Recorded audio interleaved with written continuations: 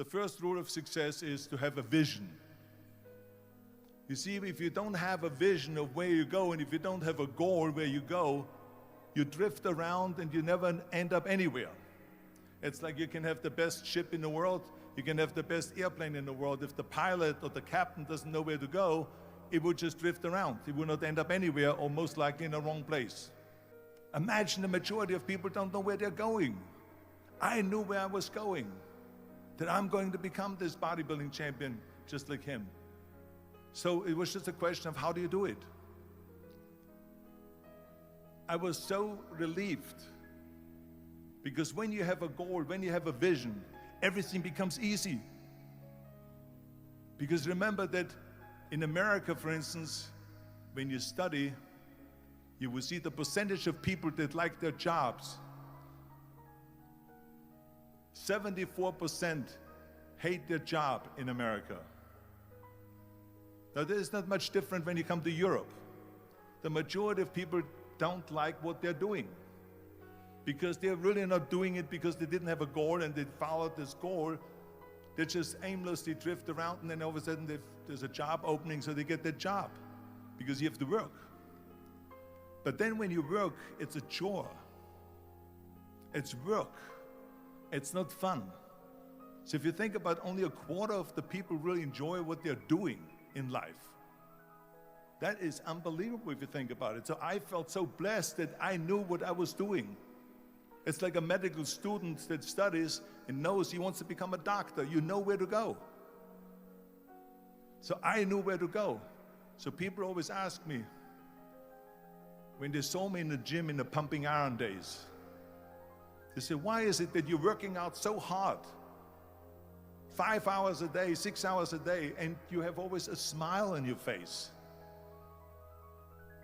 The others are working out just as hard as you do, and they look sour in the face. Why is that? And I told people all the time, I said, because to me, I'm shooting for a goal. In front of me is the Mr. Universe title. So every rep that I do gets me closer to accomplishing that goal, to make this goal, this vision, turn into reality. Every single set that I do, every repetition, every weight that I lift will get me a step closer to turn this goal into reality. So I couldn't wait to do another 500-pound squat. I couldn't wait to do another 500-pound bench press. I couldn't wait to do another 2,000 reps of sit-ups. I couldn't wait for the next exercise, for the next half hour of posing and all the kind of things that you have to do to be a champion. Rule number 2 is, don't listen to the naysayers. Don't listen to the naysayers.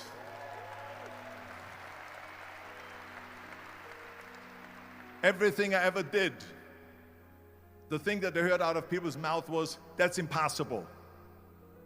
That can't be done. Or no. I remember when I wanted to be a bodybuilding champion, including my parents and everyone else around me, said, this is impossible. Why don't you become a ski champion? That's what they do in Austria. Or a bicycle champion, they'll do some track and field. You can't be a bodybuilding champion. That is exactly what I heard, and of course I proved to the people that it can't be done. So whenever someone said to me, it can't be done, I heard, it can be done. When they said no, I heard yes. And when they said it's impossible, I heard it is possible. Because I am a strong believer.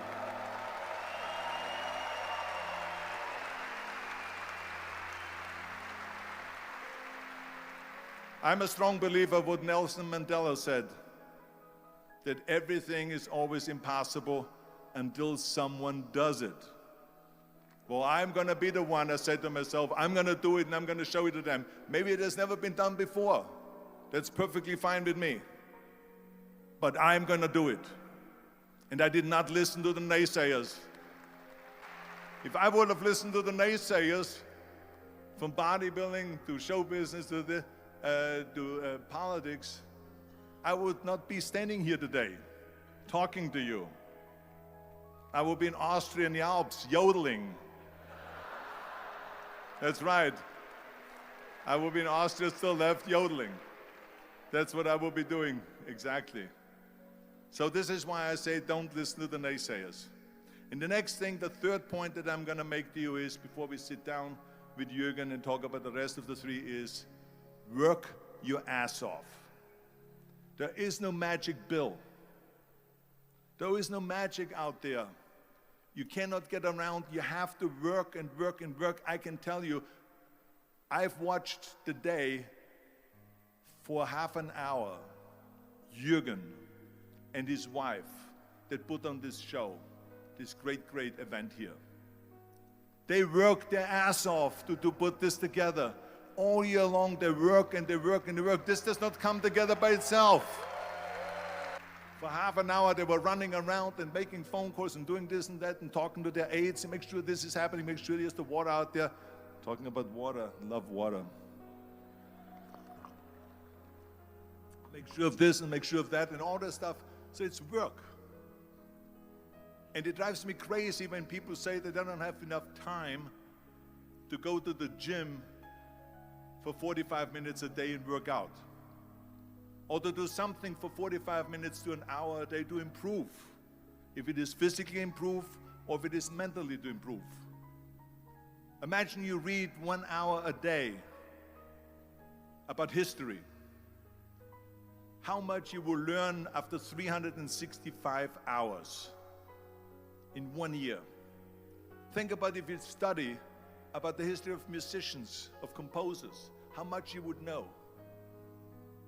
Imagine if you would work on a business, on some business that you want to develop every day for an hour. Imagine how further along you will go and get. So it drives me nuts because we have, when people say we don't have the time, we have 24 hours a day. We sleep 6 hours a day, so that gives you still 18 hours. Now there's someone shaking their head out here in front. They say probably, I don't sleep 6 hours, I sleep 8 hours, right? Or just sleep faster. So we have 18 hours a day. The average person works around 8 to 10 hours.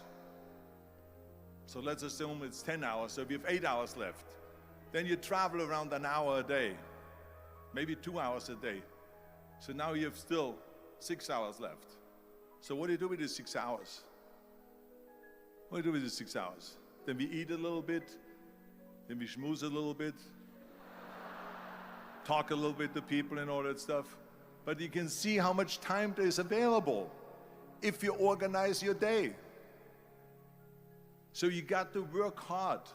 I mean, let me tell you something. When I went to America, I went to college. I went and worked out 5 hours a day. And I was working on construction. Because in those days in bodybuilding, there was no money. I didn't have the money for food supplements or anything. So I had to go to work. So I worked on construction. I went to college. I worked out in the gym, and at night from 8 o'clock at night to 12 midnight, I went to acting class 4 times a week. So I did all of that. There was not one single minute that I wasted. And this is why I'm standing here today. I became very friendly with Muhammad Ali in the 70s. And Muhammad Ali worked his butt off. And I saw it firsthand. And I remember that there was a sports writer that was there in the gym when he was working out and he was doing sit-ups. And they asked him, how many sit-ups do you do? And he said, I don't start counting until it hurts. Now think about that. He doesn't start counting his sit-ups until he feels pain. That's when he starts counting. That is working hard. And so you can't get around the hard work. It doesn't matter who it is. As a matter of fact, I believe what Ted Turner said, work like hell and advertise.